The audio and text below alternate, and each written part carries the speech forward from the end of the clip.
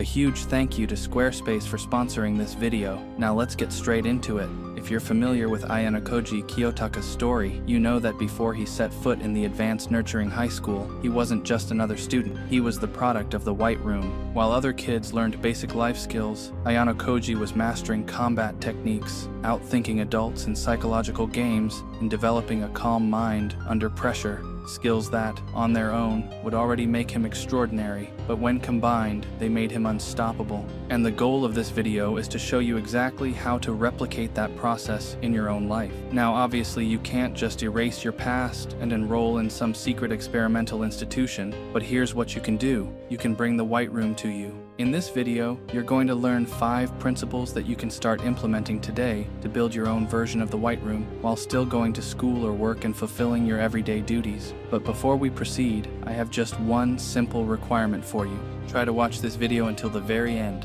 Most people are not capable of that anymore. The moment their brain craves another dopamine hit, they move on. But if you can resist that urge, if you can stay locked in and absorb every part of this, you'll already be ahead of the majority. Now, if you're still here, let's get started.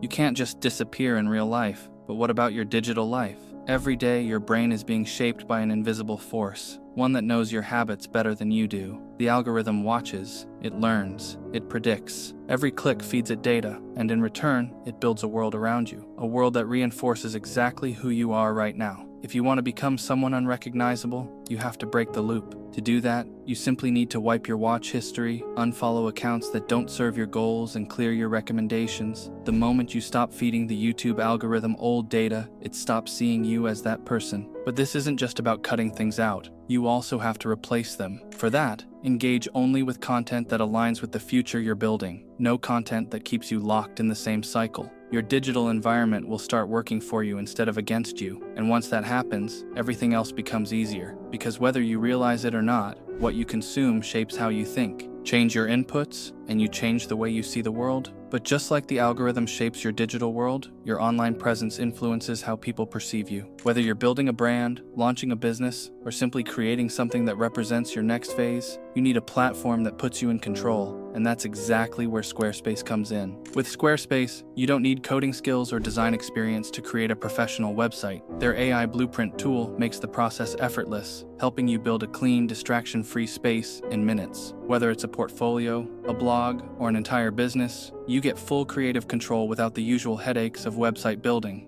But it doesn't stop there. If you're looking to share your knowledge and turn it into something profitable, Squarespace's Courses feature allows you to create, host, and sell your own online courses. With built-in tools for customization, marketing, and student management, it takes all the complexity out of the process, letting you focus on delivering value. So if you're serious about shaping your online presence and building something that lasts, head to squarespace.com/methodicalmind and use the code methodicalmind for 10% off your first purchase of a website or domain.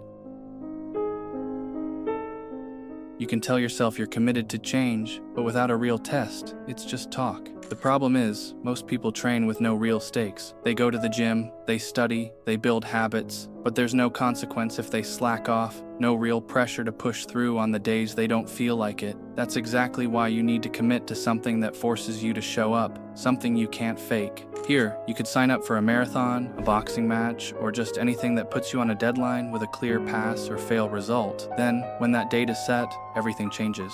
Training isn't optional anymore. You don't get to kind of prepare. You don't get to skip sessions because you're tired. You're either ready when the day comes, or you're exposed. This works because it forces adaptation. When your brain knows failure is a real possibility, not just in theory, but in front of an audience, in front of competitors, in a way that actually matters, your discipline stops being a choice. It becomes instinctive. You push harder, you recover faster, you train smarter, and when it's over, when you cross that finish line or step out of that ring, you'll understand something most people never do. You are capable of more than you ever thought, if you have the right pressure to force it out of you. Most people train without consequence. That's why most people never change. Put something real on the line, and you'll come back as someone you wouldn't even recognize today.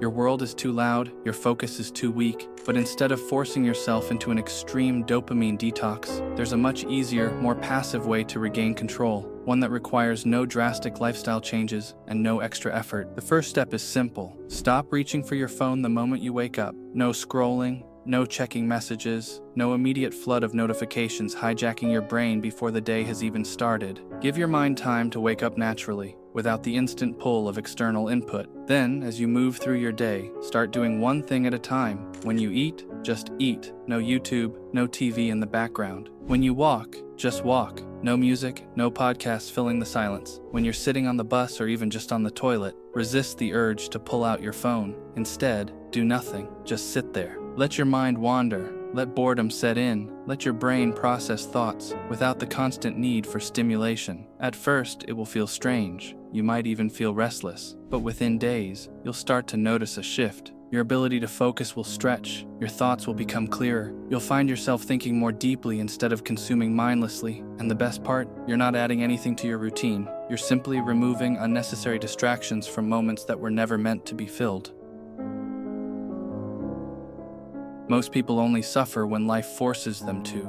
They avoid discomfort until they have no other choice, which makes them react to challenges instead of preparing for them. You will do the opposite. You will seek out pain in your everyday life, not because it's easy, but because it's necessary. Over time, this will rewire your brain and strengthen your anterior midcingulate cortex, the part of your mind responsible for the ability to endure discomfort without breaking. Concretely, this means willingly stepping into a freezing shower when every part of you craves warmth, training yourself to act despite discomfort. It means fasting for the day, not because it fits well into your routine, but because mastering your impulses strengthens your control over them. It means pushing your workouts past the point of comfort, not stopping when the burn sets in, but embracing it as the price of real progress. And it means deliberately putting yourself in uncomfortable social situations, raising your hand for the class presentation when you'd rather stay unnoticed, taking the lead when instinct tells you to hold back, placing yourself under pressure now so that when life inevitably tests you, you're already prepared. There have been days when just the thought of an upcoming presentation or exam was enough to weigh on you and dull everything else, right? Negative thoughts sat in the back of your mind and made you restless, unfocused, and drained before anything had even happened. This is exactly what Stoic Journaling is designed to eliminate. Each morning, you write down the worst possible outcome of the day ahead and accept it before it even happens. If you have an exam, you write, I might completely blank out. I might fail. If you have a presentation, you write, I might stumble over my words. I might embarrass myself. And then you sit with it. You acknowledge that even if the worst happens, you'll handle it and you'll move forward. This process rewires your relationship with fear. When you expose yourself to the possibility of failure in advance, your brain stops treating it like an unknown threat. Studies show that by mentally rehearsing high-pressure situations, especially negative outcomes, the amygdala, the brain's fear center, becomes less reactive. Stress no longer catches you off guard because you've already confronted it in your mind. Alright, respect for watching until the end. If you want to go deeper into eliminating overstimulation in your life, click on the video on screen right now. You got this, bro.